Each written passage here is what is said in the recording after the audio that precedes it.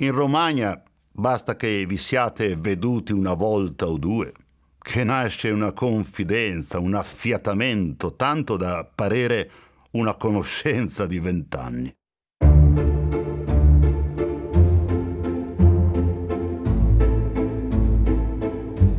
Nel cuore di questo paese dolce e solatio, come dice il Pascoli, sorge tra le colline e il mare, lungo la via Emilia, uno dei borghi autentici d'Italia, Forlimpopoli. Ed è proprio qui che sorge una casa speciale, da cui in qualche modo nasce la cucina italiana, la cucina più conosciuta al mondo, Casa Artusi, che deve il suo nome a Pellegrino Artusi, il padre della cucina domestica italiana. Perché Pellegrino Artusi, che nasce a Forlimpopoli nel 1820, è proprio colui che per primo ha raccolto e raccontato la cucina italiana nel suo La scienza in cucina e l'arte di mangiare bene, un libro che è entrato nella storia. La cucina è bricconcella.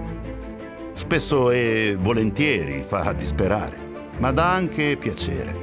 Perché quelle volte che riuscite o che avete superata una difficoltà, provate compiacimento e cantate vittoria. Casa Artusi si trova al centro del paese, nel bellissimo complesso monumentale della Chiesa dei Servi.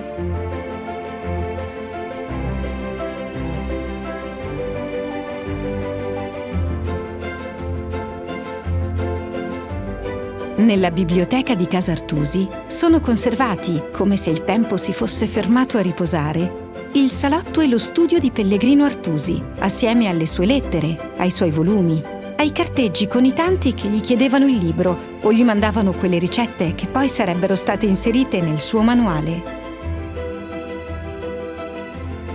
Non vorrei però che per essermi occupato di culinaria mi gabellaste per un ghiottone o per un gran pappatore.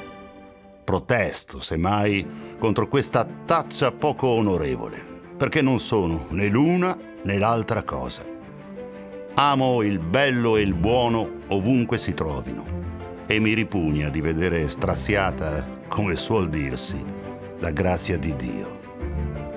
Nella cucina della casa, che ogni giorno ospita appassionati e professionisti, si svolgono corsi di cucina domestica. Il miglior maestro è la pratica sotto un esercente capace, ma anche senza di esso, con una scorta simile a questa mia. Mettendovi con molto impegno al lavoro, potrete, io spero, annaspare qualche cosa.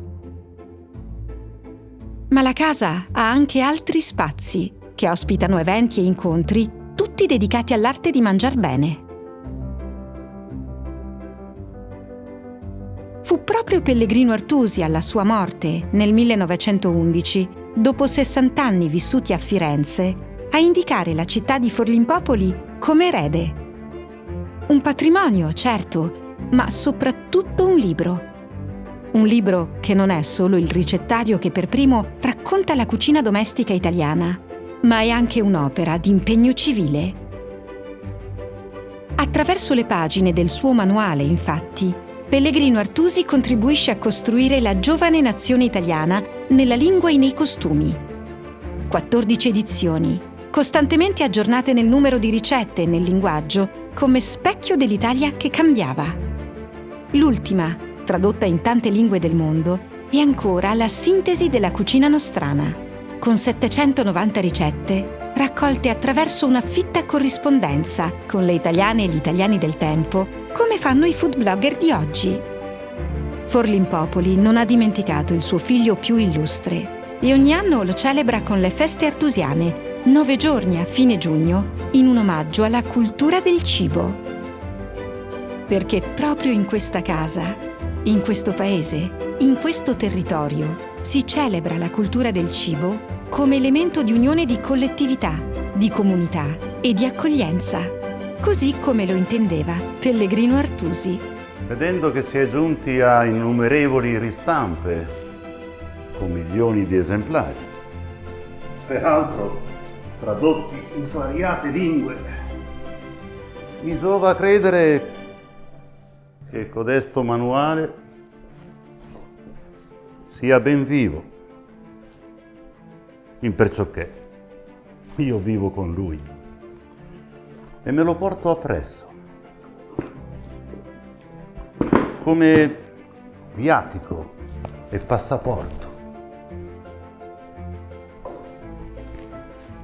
a testimoniare nel mondo il bello e il buono della cucina domestica italiana.